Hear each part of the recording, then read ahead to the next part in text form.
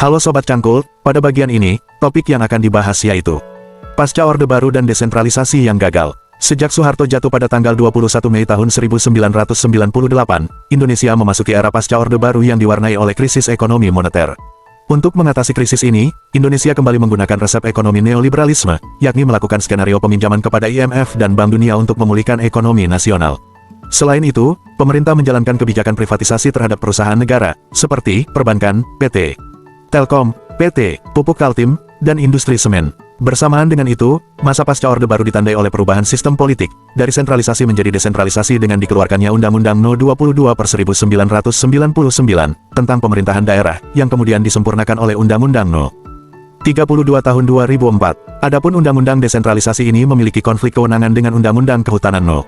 41/1999. Namun karena pemerintah pusat menjadi lemah, maka terjadi penyalahgunaan wewenang dan korupsi dalam pengelolaan hutan oleh para pejabat publik di daerah. Selain itu, masyarakat adat yang merasa dirugikan oleh pemerintah Orde Baru, menuntut pengelolaan hutan dikembalikan kepada masyarakat. Konflik masyarakat dengan investor hak pengusahaan hutan terjadi di mana-mana, sehingga berdampak pada pemberhentian operasi di beberapa wilayah, seperti Kalimantan Timur, Kalimantan Barat, Kalimantan Tengah, Jambi, dan Riau. Di sisi lain, Departemen Kehutanan juga memberhentikan operasi hak pengusahaan hutan, karena tidak memperhatikan kelestarian hutan yang merupakan tanggung jawabnya. Walaupun banyak investor hak pengusahaan hutan yang berhenti beroperasi, pada masa pasca Orde Baru, tingkat deforestasi justru semakin tinggi. Tingginya deforestasi tersebut, disebabkan implementasi otonomi yang berlebihan oleh pemerintah daerah dalam desentralisasi pengelolaan kehutanan.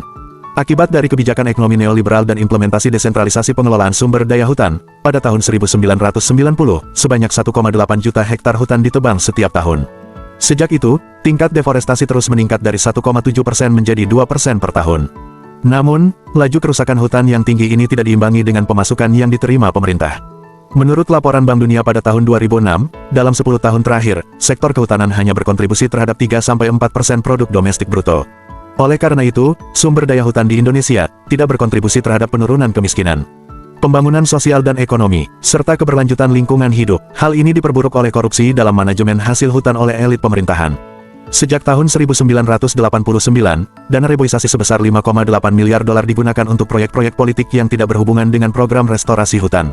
Sobat Cangkul, sekian informasinya. Nantikan tayangan lanjutan pada video bagian kelima, dengan topik Ekonomi Kapitalis Global, Penyebab Kerusakan Hutan. Semoga bermanfaat. Salam satu Cangkul.